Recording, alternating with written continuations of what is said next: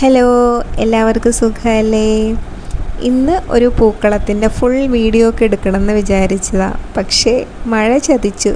എന്നാലും എന്നെക്കൊണ്ട് പറ്റുന്ന പോലെയൊക്കെ ഞാൻ എടുത്തിട്ടുണ്ട് കേട്ടോ. തലേ ദിവസം നമ്മളിട്ട പൂക്കൾ മൊത്തം ആദ്യം ക്ലീൻ ചെയ്ത് മാറ്റും.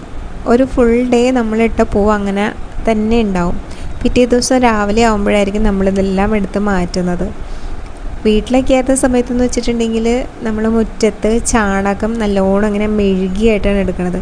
ഇവിടെ ഇപ്പോൾ ചാണകം എനിക്കത്ര പച്ചച്ചാണകം അവൈലബിൾ അല്ലാത്തതുകൊണ്ട് ഉണക്ക ചാണകത്തിനെ തന്നെ വെള്ളമൊക്കെ നനച്ച് കുതിർത്ത് ആണ് ഇങ്ങനെയൊന്നും മെഴുകിയെടുക്കണേ. ശരിക്കും മെഴുകിയ പോലെയൊന്നും കിട്ടില്ല. നമുക്ക് മുറ്റം വളരെ കുറവാണ്. മുറ്റമുണ്ട്, പക്ഷേ ഇങ്ങനെ നമ്മൾ കല്ല് പോലത്തെ അങ്ങനത്തെ മുറ്റം കുറവാണ്.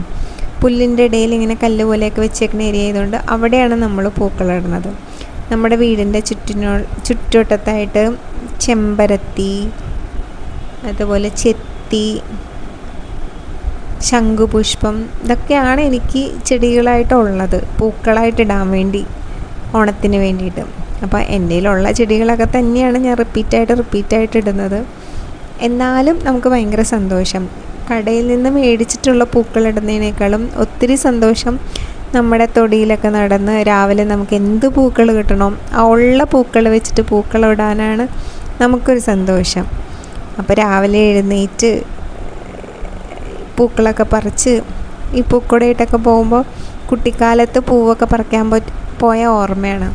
ചെറുപ്പത്തിലാണെന്നുണ്ടെങ്കിൽ തുമ്പപ്പൂവ്, കാക്കപ്പൂവ്, മഞ്ഞക്കോളാമ്പി, നീലക്കോളാമ്പി, കാശിത്തുമ്പ, അങ്ങനെ കുറേ പേരുകളിൽ നമുക്ക് പൂക്കളുണ്ടായിരുന്നു.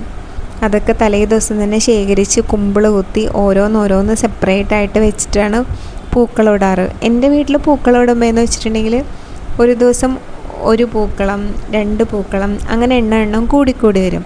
ഇവിടെയാണെന്നുണ്ടെങ്കിൽ ഓരോ കളറ് പൂവ് കൂടിക്കൂടി വരുള്ളൂ. അപ്പോൾ അതുകൊണ്ട് നമുക്കങ്ങനെ പ്രശ്നമില്ല. ഉള്ള പൂ വെച്ചിട്ടാണെങ്കിലും അഡ്ജസ്റ്റ് ചെയ്തിടാം.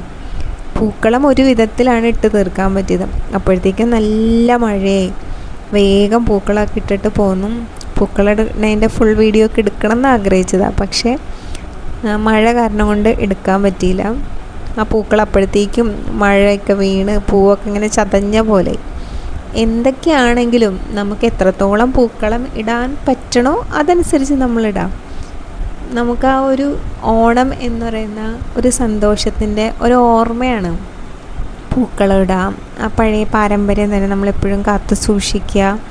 കടയിൽ നിന്ന് വാങ്ങിച്ച് എപ്പോഴും പൂക്കളിടുന്നതിനേക്കാളും എനിക്കെപ്പോഴും സന്തോഷം തന്നത് എത്ര പൂക്കൾ നമ്മുടെ വീട്ടിലുണ്ടോ ആ ഉള്ള പൂക്കളം വെച്ചിട്ട് നമുക്കിടാൻ പറ്റിയ ചെറിയ ചെറിയ പൂക്കളമാണ്. ഇവിടെ നമ്മൾ പൂക്കളത്തിന് അങ്ങനെ വലിയ ഭംഗിയോ അങ്ങനെയൊന്നും നോക്കണില്ല. ഓരോ ദിവസം ഓരോ റൗണ്ട് കൂടിക്കൂടി വരും. അപ്പോൾ അങ്ങനെ 9 ദിവസം വരെ ആയിരിക്കും നമ്മൾ പൂക്കളിടുന്നത്. 10ാം ദിവസം എൻ്റേർലി ഡിഫറെൻ്റ് ആയിട്ടായിരിക്കും നമ്മൾ പൂക്കളിടുന്നത്. എന്ത് നമുക്കിടാൻ പറ്റണോ ഉള്ളത് വെച്ച് നമ്മൾ പൂക്കളമിട്ട് ആ ഓണത്തിൻ്റെ സമ്പൽ സമൃദ്ധിയും സന്തോഷമൊക്കെ നമുക്ക് ആഘോഷിക്കാം. Thank you.